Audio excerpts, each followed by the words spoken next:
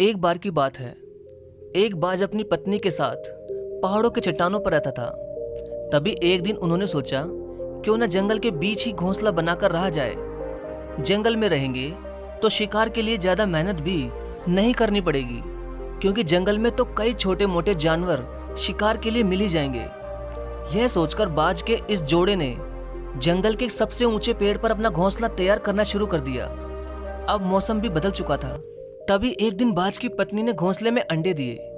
बाजों का ये जोड़ा बहुत ही खुश था कि कुछ ही दिनों में उनके छोटे छोटे चूजे होंगे और वो उनके साथ एक साथ आसमान में उड़ेंगे।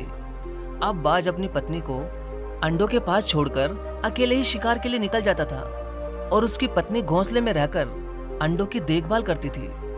एक दिन जैसे ही वह बाज शिकार के लिए निकला तो उसने अपने घोंसले वाले पेड़ के ठीक नीचे ही एक चूहे को देखा। बाज ने एक ही झटके में उस चूहे को अपने पंजों में दबोच लिया। तभी चूहा अपनी मौत को सामने देखकर घबरा गया और बोला, बाज भाई, आप तो पक्षियों के राजा हैं, मुझ पर दया करो। मेरे जैसे छोटे चूहे को खाकर आपकी भूख शांत नहीं होगी। अगर आप मेरी जान बख्श दो तो मैं आपको एक ऐसी बात बता सकता हूँ जो आपके और आपके परिवार के बहुत काम आएगी।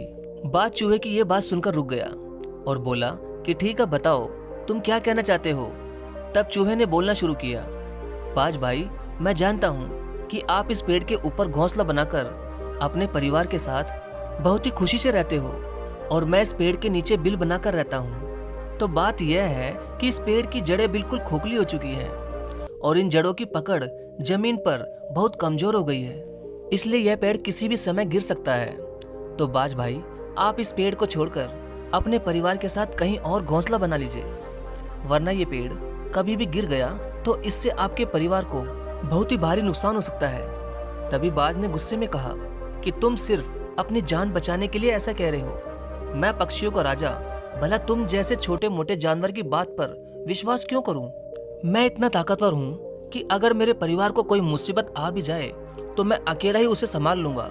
लेकिन हाँ, तुम्हारी एक बात सही है कि तुम जैसे छोटे जानवर को खाकर मेरा जरा भी पेट नहीं भरेगा, इसलिए मैं तुम्हें छोड़ रहा हूँ। चूहा जानता था कि ये पेड़ कभी भी गिर सकता है, इसलिए वह ये चाहता था कि बाज अपना घोंसला छोड़ दे।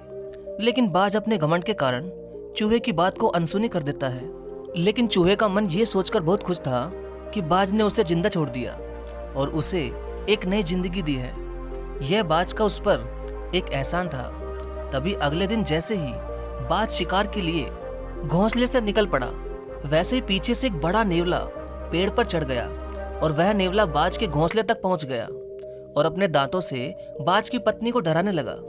शायद उसकी इच्छा बाज के अंडों को खाने की थी। बाज की पत्नी ने भी वापस उस नेवले पर हमला किया, मगर बाज की पत्नी नेवले की इस हरकत से बहुत घबरा गई।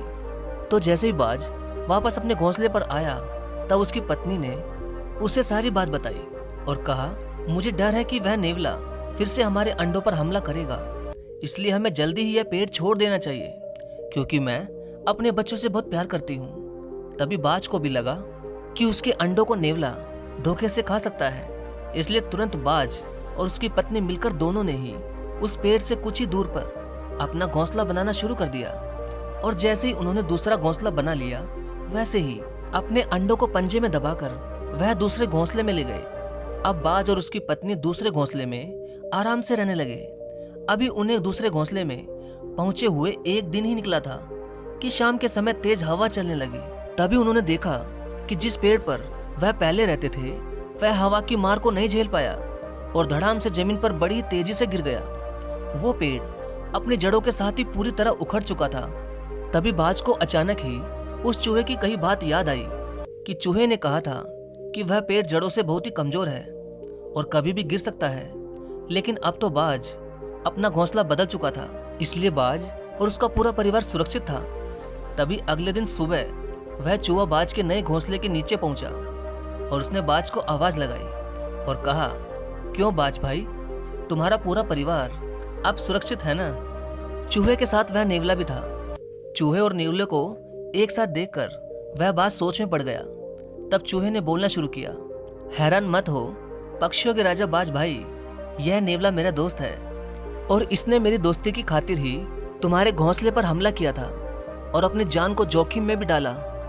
यह सब मेरा प्लान था ताकि मैं तुम्हारी और तुम्हारे परिवार की जान बचा सकूं। मैंने ही भेजा था नेवले को तुम्हारे घोंसले पर हमला करने के लिए, और वह भी ठीक उसी समय जब तुम घोंसले पर नहीं थे, क्योंकि मैं जानता था कि उस समय तुम्हारी पत्नी अकेली होगी और वह नेवले से डरकर तुमसे घोंसला बदलने को जरूर कहेगी। और हमारा मकसद भी यही था कि तुम अपने परिवार को कहीं और लेकर चले जाओ ताकि तुम्हारे बच्चे सुरक्षित रहें। तभी यह सब सुनकर बाज बड़ी शर्मिंदगी महसूस कर रहा था कि उसने चूहे की बात नहीं मानी, और अब उस बाज का घमंड भी चूर चूर हो चुका था।